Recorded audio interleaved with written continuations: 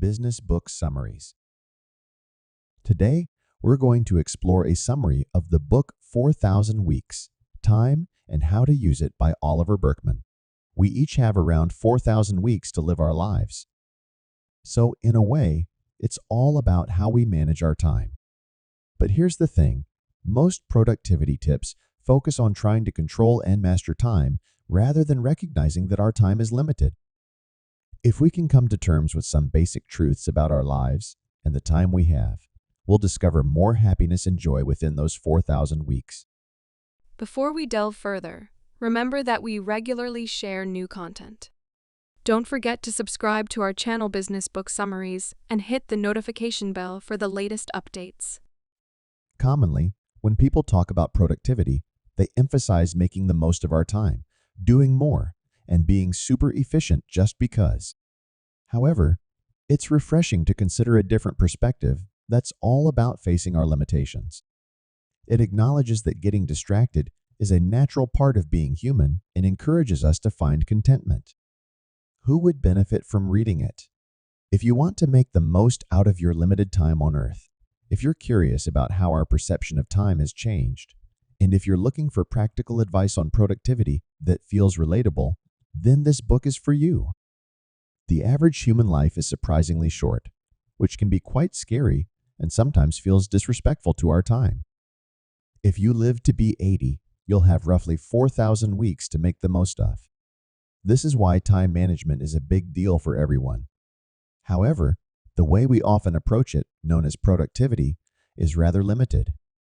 It mostly focuses on how to power through work tasks, create the perfect morning routine, or prepare a week's worth of meals on a Sunday. We're constantly bothered by overflowing email inboxes, never-ending to-do lists, and the guilt that we should be doing more or different things. In recent times, the idea of being busy has been glamorized as hustle in the gig economy, making relentless work seem like an exciting lifestyle to flaunt on social media. But deep down, it's still the same problem, trying to fit an ever-increasing amount of stuff into the same limited amount of daily time. Or maybe your issue isn't being too busy, but not busy enough, stuck in a boring job or unemployed. Even in this case, the shortness of life can make your situation feel more distressing as you're using up your limited time. Many other complaints ultimately boil down to our shortage of time. Think about the constant battle against online distractions and the concerning feeling that our attention spans are getting shorter. For years, we've been bombarded with advice on how to live a perfectly optimized life through books like Extreme Productivity, The 4-Hour Workweek, and Smarter, Faster, Better.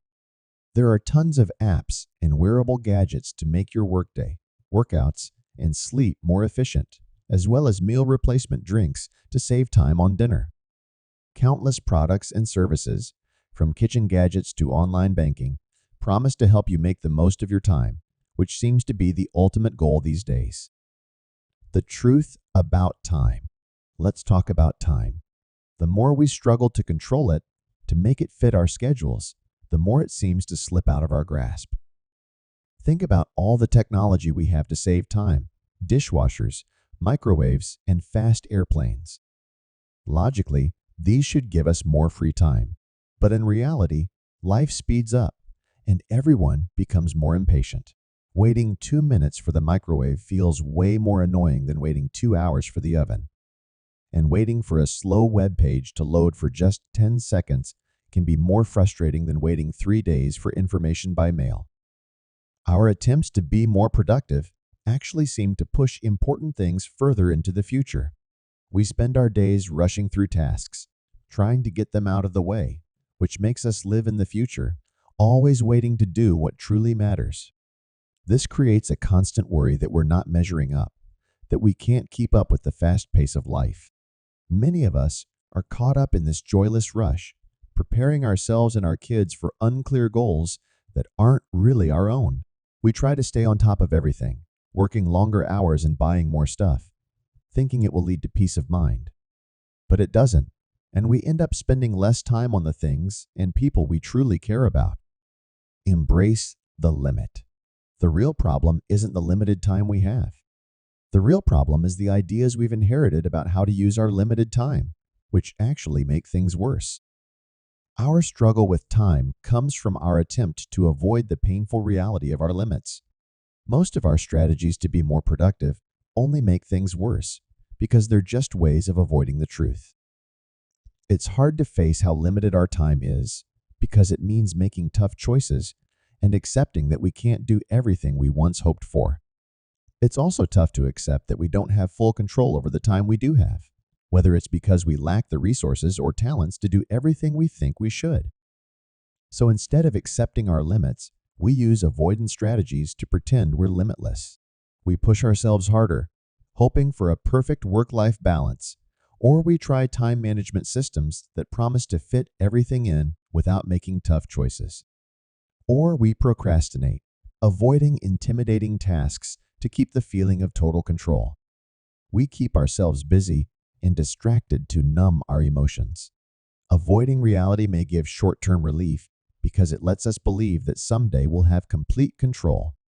But it never brings the sense that we're doing enough or that we're enough because it defines enough as an impossible level of control no one can achieve. This endless struggle leads to more anxiety and a less fulfilling life. The more you confront the reality of limited time and work with it, the more productive, meaningful, and joyful life becomes.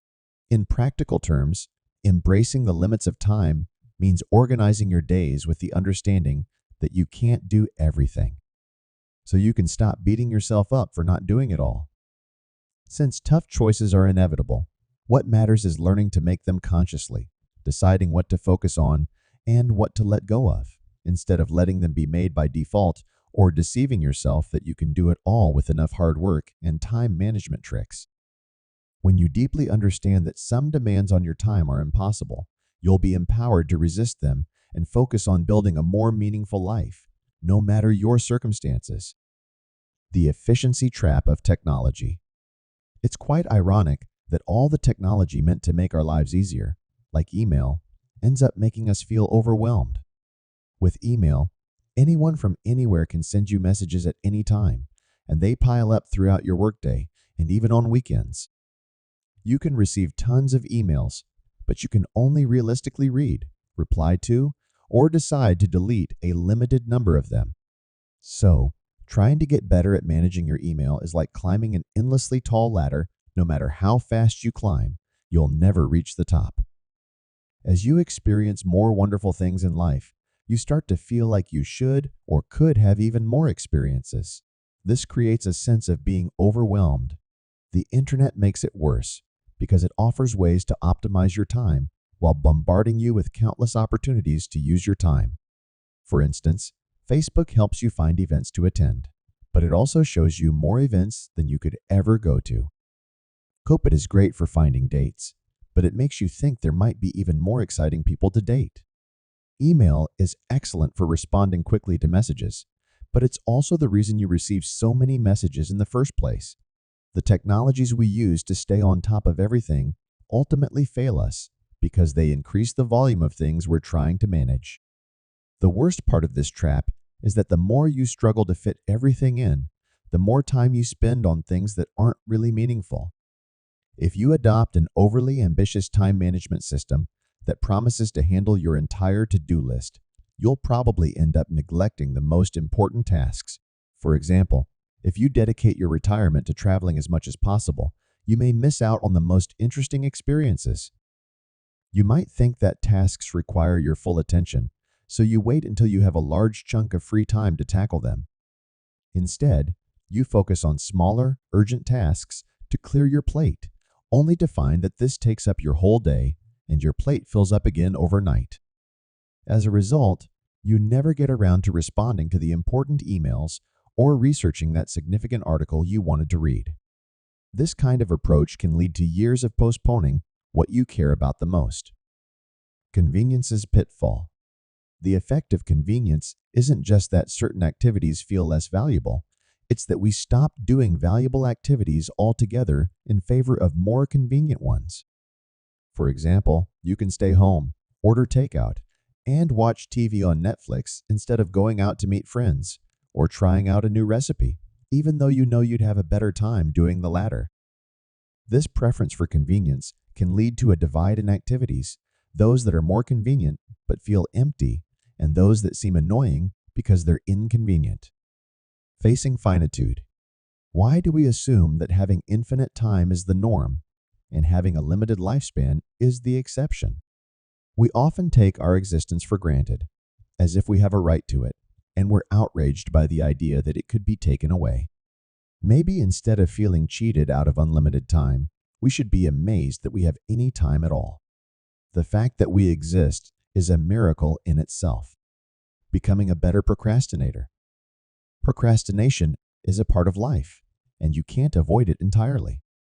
At any given moment, you're procrastinating on many things, and by the end of your life, you won't have done most of what you could have. The key isn't to eliminate procrastination, but to choose wisely what to procrastinate on and focus on what truly matters. A good time management technique helps you decide what to neglect.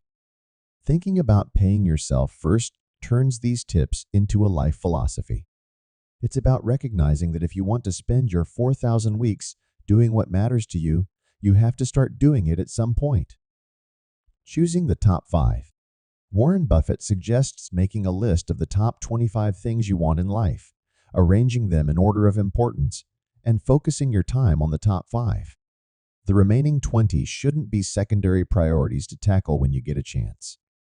Instead, they are distractions that you should actively avoid because they can divert you from what matters most. Embracing loss. Every choice you make in life means giving up countless other possibilities. There's no reason to procrastinate or resist making commitments, hoping you can avoid those losses. Loss is part of life, and it's actually a relief once you accept it. The art of settling. When it comes to relationships, people often think that choosing a partner when they believe there might be someone better out there is settling. But refusing to settle and spending a long time searching for the perfect partner is also a form of settling because you're giving up a significant portion of your limited time. Settling isn't the opposite of striving. It's a necessary part of striving. You have to settle on something to pursue it fully. For example, you can't become an ultra-successful lawyer, artist, or politician without choosing one of those paths and passing up other career opportunities. Similarly, you can't have a truly fulfilling romantic relationship without settling on that specific relationship, with its imperfections, and not constantly thinking about better alternatives. Distractions and interruptions. It's strange that we often feel uncomfortable when trying to concentrate on important tasks we thought we wanted to do with our lives. Instead of focusing on what matters, we often seek distractions, even though these are things we don't want to do. This is because we're trying to escape the discomfort of our limited time and control over it. When you focus on something important, you face your limits, and this experience is uncomfortable because you value the task at hand. This also explains why strategies like digital detoxes or setting rules about checking your email often don't work for long. While limiting access to distracting things can help, it doesn't address the underlying urge to distract yourself. Even if you quit social media or isolate yourself, you'll still find it uncomfortable to focus on what matters and may find ways to distract yourself, like daydreaming or reorganizing your to-do list. The key is to acknowledge the discomfort of facing your limits and to focus on the reality of your situation instead of trying to escape it. Understanding that you can't control everything and accepting the constraints of reality can lead to a sense of liberation, and those constraints no longer feel as restrictive. The future is uncontrollable. In reality, we can't guarantee that we'll even get a single week exactly as we planned it. We find ourselves in each moment, already in a specific time and place with all its limitations, uncertain about what comes next. The idea that we can control or possess time underlies much of our thinking about the future, our planning, goal setting, and worrying. This belief leads to constant anxiety because our expectations clash with the reality that time isn't something we can possess or control. Rediscovering rest. Taking time off and having shorter working hours is often justified by saying that well-rested people are more productive. But why should we defend vacations, meals with friends, or lazy mornings in terms of better work performance? We actually have more leisure time nowadays, but it often doesn't feel leisurely. Leisure can feel like just another task on our to-do list, especially for wealthier individuals who have more options for how to spend their free time. Historically, leisure used to blend with work, and there was a deal. You could do what you liked with your free time, as long as it didn't harm your work. While this gave working people more freedom, it also established a hierarchy where work became the central purpose of life, and leisure was seen as a way to recover for future work. The problem was that for many, work wasn't intrinsically satisfying, and life as a whole was valued for future gain, not for the sake of the present. To rest for the sake of rest, to enjoy a lazy hour just for the enjoyment itself, requires accepting that this is it. Our days aren't leading to some future state of perfect happiness. Assuming this idea drains value from our limited time. Becoming impatient. We've become more impatient than before, which can be seen in our road rage, soundbite lengths, and the time we're willing to wait for a web page to load. This modern impatience is like an addiction to speed. But as society gets faster, patience becomes a valuable power. In a world that values haste, resisting the urge to rush, to allow things the time they need, becomes a way to gain control over your world, do meaningful work, and find satisfaction in the process itself, instead of always deferring it to the future. Patience has a bad reputation, often seen as unattractive and passive. However, it can be a powerful way to navigate a fast-paced world. The loneliness of the digital nomad. What kind of time freedom do we truly want? On one hand, there's the goal of individual time control, setting your schedule, and making your own choices, free from others' interruptions. On the other hand, there's meaning in syncing with the world's rhythms, collaborating, and sacrificing some control over your time. Achieving the first kind of freedom involves setting boundaries to avoid excessive influence from others. This balance between independence and collaboration is essential in managing our limited time. Finding beauty in insignificance. It's a relief to realize how insignificant we are because it means we've been holding ourselves to impossible standards. Once we let go of the unrealistic idea of a perfect life, we can see that a broader range of things can bring meaning to our limited time. We may have been undervaluing the meaningful moments in our lives just because they didn't seem significant enough.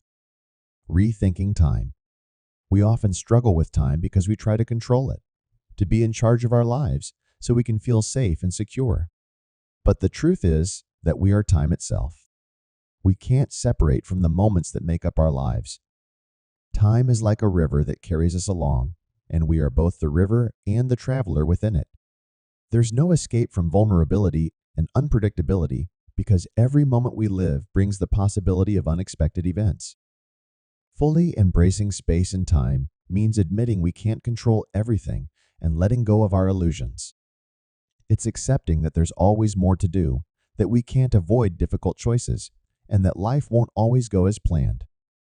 In the grand scheme of the universe, our actions won't count for much, but that doesn't mean we can't make the most of every moment right now. To make the most of your limited time. 1. Consider where you're choosing comfort over necessary discomfort. 2. Are you setting impossible standards for productivity or performance? 3. Reflect on whether you're being true to who you are, not who you think you should be. 4. Identify areas where you're holding back because of fear or self-doubt. 5. Imagine how your days would change if you weren't solely focused on achieving specific outcomes. Accepting your limited time and human nature allows you to reach your full potential. Your life will be a success if you simply make the most of your unique talents and your finite time. It's not about achieving grand accomplishments. It's about embracing your own journey. Final thoughts. The human lifespan is incredibly short, which can be daunting. However, this isn't a reason for despair or constant anxiety about maximizing your time. It's actually a reason to feel relieved. You can let go of the impossible pursuit of becoming a perfect, invincible, independent person. Instead, you can focus on what's truly possible and embrace the imperfect, beautiful journey that is your life. We're keen to hear your thoughts on our content. Feel free to share your opinions or recommend books in the comments section. Don't forget to subscribe to our channel Business Book Summaries and hit the notification bell to stay updated with our latest summaries. Thank you, and have a wonderful day.